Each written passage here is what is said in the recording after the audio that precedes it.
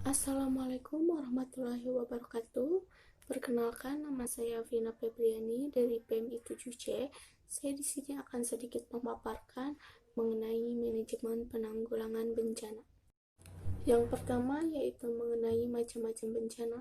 Perlu diketahui bahwa bencana yaitu peristiwa yang mengancam kehidupan dan juga penghidupan masyarakat yang diakibatkan oleh faktor alam, faktor non-alam, dan juga faktor manusia, yang akibatnya akan menimbulkan adanya korban jiwa, kerusakan lingkungan, kerugian harta benda, dan juga dampak psikologis.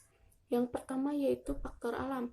Faktor alam ini yaitu peristiwa yang diakibatkan oleh alam, contohnya gempa bumi, angin puting beliung, longsor, tsunami, kekeringan.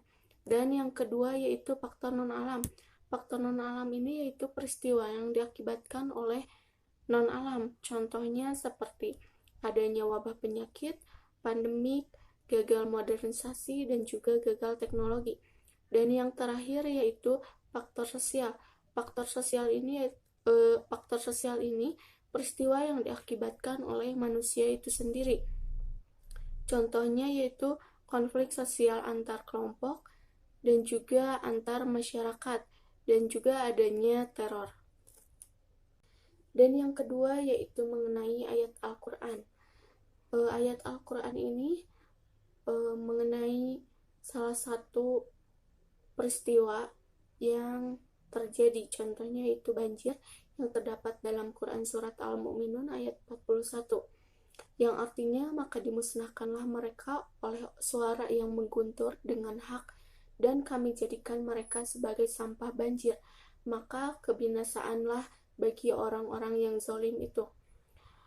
Penjelasan Quran Surat Al-Mu'minun ayat 41 ini terdapat dalam tafsir Al-Misbah oleh Muhammad Quraisy Shihab, yang berbunyi, mereka pun kemudian ditimpa siksa berupa pekikan amat keras yang membinasakan.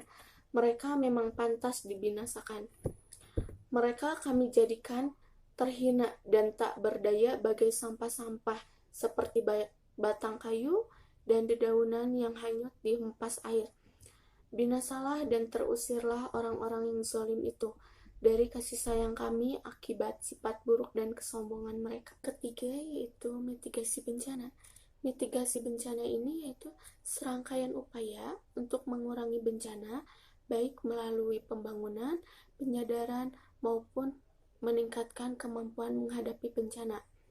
Adapun untuk sikap seorang muslim dalam menghadapi bencana, yaitu antara lain menanamkan dalam diri bahwa segala sesuatu yang terjadi ini merupakan takdir dari Allah Subhanahu wa Ta'ala.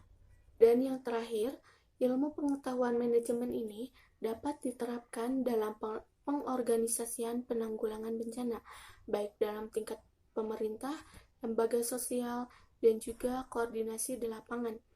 Yang mana manajemen ini ilmu pengetahuan yang sistematis mencakup kaidah-kaidah dan prinsip ataupun dalam konsepnya yang cenderung tepat dalam seluruh kondisi pengorganisasian.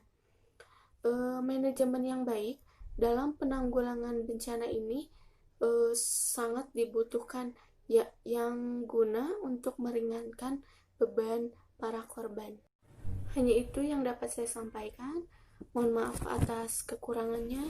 Wassalamualaikum warahmatullahi wabarakatuh.